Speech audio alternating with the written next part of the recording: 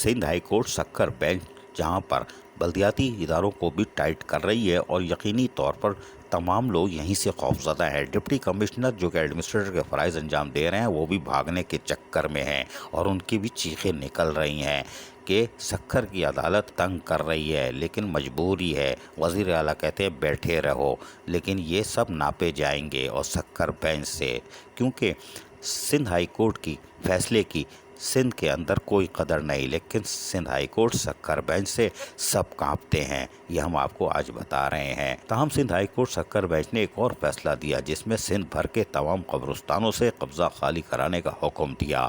अदालत ने यह हुक्म एडवोकेट सैयद मोहम्मद अली शाह की दरख्वास्त को सुनने के बाद दिया। अदालत ने फैसला सुनाते हुए सूबे भर के तमाम कमिश्नर, डिप्टी कमिश्नर्स और इनक्रोचमेंट सेल को फौरी अमल दरामद करने का हुक्म भी जारी कर दिया है। इस सिलसिले में अदालत को 10 अप्रैल 2021 को सिंध भर में कब्रिस्तानों के लिए मख्तस एरियाज के मुतालिक सिविल जज एंड जुडिशल मजिस्ट्रेट रोड़ी की तफसीली रिपोर्ट मौसूल हुई थी। रिपोर्ट के मुताबिक कब्रिस्तानों की सरकारी अराजी पर इंक्रोचमेंट की जा चुकी है। अदालत ने सूबे भर के कब्रिस्तानों से इंक्रोचमेंट हटाने का हुक्म देते हुए पेशरफ्त रिपोर्ट 25 मई 2021 को पेश करने की हिदायत की है।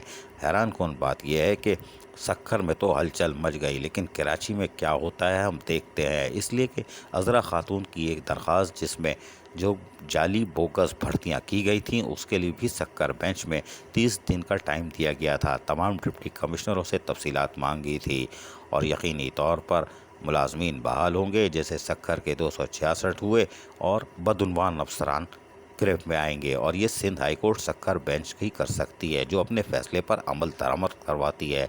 सिंध हाई कोर्ट मुस्तकिल OPS और दीगर की बरतरफी की हिदायतें दे रही है, लेकिन सिंध हुकूमत वजारत बल्दियात मुस्कुराते हैं और उसकी खुल के धज्जियाँ उड़ाते हैं। अजीज़ आरिफ, KBS बल्दियाती न्यूज़ कराची।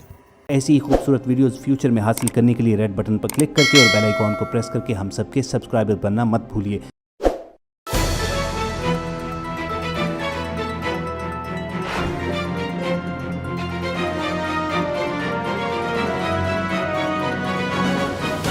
KBS बल्दियाती न्यूज़।